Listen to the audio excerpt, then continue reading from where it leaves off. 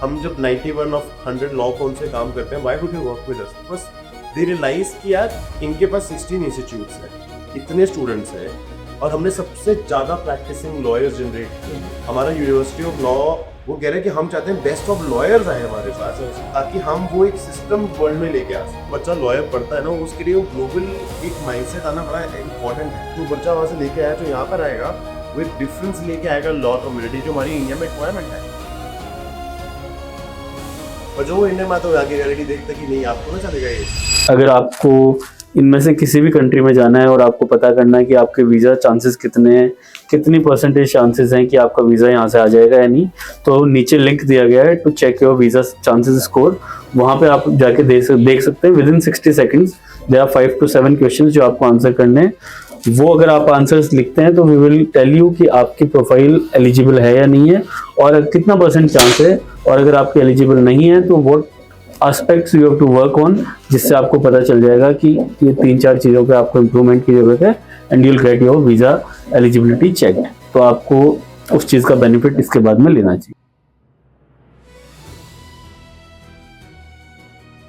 Hello guys, welcome to Median Overseas. आज जो discussion होने वाला है वो होने वाला है लॉ एज ए करियर। जो भी बच्चे लॉयर बनना चाहते हैं या लॉ के बारे में समझना चाहते हैं, जो ऑलरेडी लॉयर्स हैं, वो कैसे ग्लोबली अपना करियर बना सकते हैं, क्या क्या उसके अंदर चीज़ें कवर रहती है, और कौन कौन से ऐसे टॉपिक्स हैं जो आपके जो करियर है उसको चेंज कर सकते हैं, आगे जाके आप काफ़ी इम्पैक्ट उसमें डाल सकते हैं, उसके बारे में हम डिस्कस करने वाले हैं।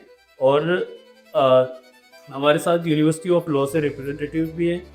नौशीन है जो कि यूनिवर्सिटी ऑफ न्यूकासल से लॉ ग्रेजुएट हैं और LLM इन्होंने कर रखा है। हमारे साथ मनिका है जो खुद लॉयर है और यूनिवर्सिटी ऑफ लॉ के साथ अभी एसोसिएटेड है। तो हम डिस्कशन ये करना चाह रहे हैं कि कैसे लॉ के अंदर आपका करियर बन सकता है और कौन सी ऐसी चीज़ें हैं जो आपको, अगर ये पॉडकास्ट आप पूरा देखोगे तो उसके बाद आपके डिसीजन मेकिंग में आपको हेल्प करेगी। UK's population is very less, और उनके साथ सिस्टम क्या है कि जब जुडिशरी पे the trust is because of PR and the system, वो उस पे चल रहा है, कल्चरल एलिमेंट है वो चीज, right? It's more of acceptance of the economy which can differ, same case can be rejected by different peer group. तो वो थोड़ा कल्चरली ऐसे ही था, सिस्टम जो चला इंडिया में, the system had to be in that system. That is why जो भी हम कोर्स, जो बच्चा लॉयर पढ़ता है ना, उसके लिए वो ग्लोबल एक माइंडसेट आना बड़ा इंपॉर्टेंट है, क्योंकि वो उसको पता है इंडिया सिस्टम कैसे है।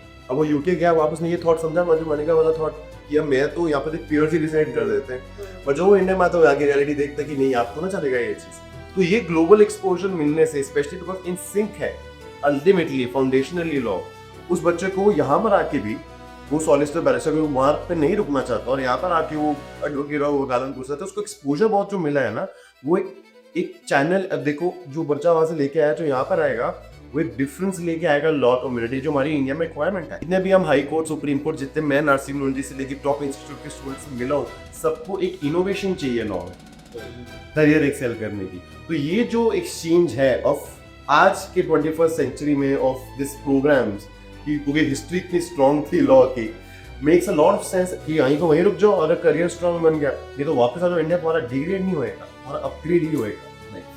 वो तो क्लियर हो ही गया ना कि आपको भूखे तो आप नहीं हो, या भूखे तो नहीं हो, लॉ करियर में भूखे नहीं हो। Even you can do a notary in India and earn around 1,000 or 1,500 in a day. आराम से। और कभी अच्छी जगह बैठे तो 2-3 हज़ार के नौकरी लिए वाले 5-5 लाख को दी थी। मतलब मिनिमम। और सब कुछ टफ होता जा रहा है, ऐसे एवरीवन इज क्वेश्चनिंग एवरीथिंग। हमारी जो नई जनरेशन आ रही है, जेन जी, जेन अल्फा, उसके बाद एक question everything. Legality has become a big thing. हम जितना भी ये हेल्थ केयर और रिसर्च प्रोग्राम सोच लें, at the end of the day lawyers की value for a company is big. He can save tons of taxes to a lot of cases in future for any And the company. way awareness generate हो रही है, digitalisation आ रहा है, तो लोगों को पता है कि अब हम केस कर सकते हैं।